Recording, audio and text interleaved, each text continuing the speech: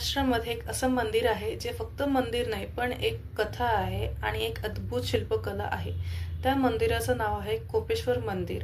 जसं की मी मागच्या व्हिडिओमध्ये म्हटलं होतं की मी लवकरच व्हिडिओ अपलोड करतेय फुल डिटेल व्हिडिओ कोपेश्वर मंदिरवरती।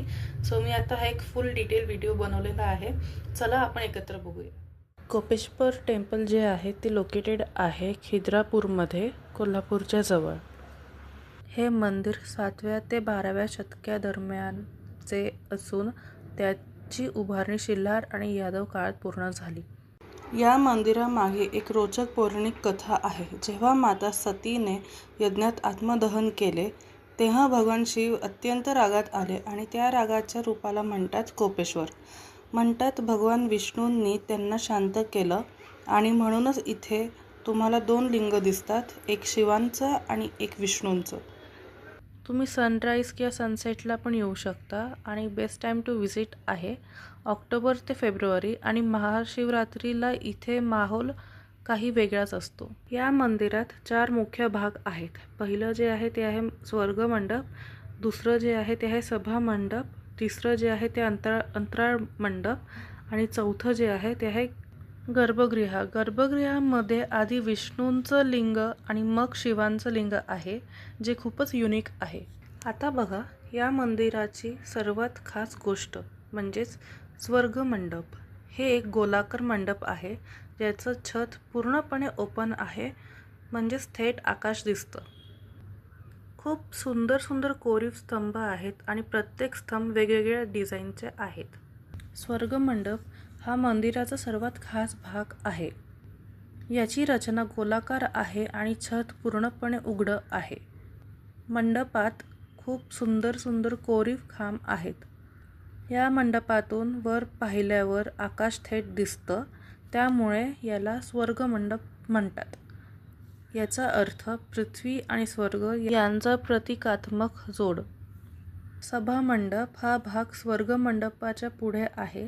इथे पूर्वी धार्मिक सभा, पूजा आणि कार्यक्रम होत असत। मंडपात अनेक सुंदर कोरीव खांब आणि शिल्पकाम आहे। भिंती आणि खांबांवर रामायण आणि महाभारताचे प्रसंग आहेत।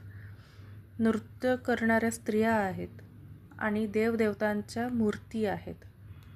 हा भाग मंदिराच्या सांस्कृतिक आणि सामाजिक जीवनाचं प्रतीक आहे।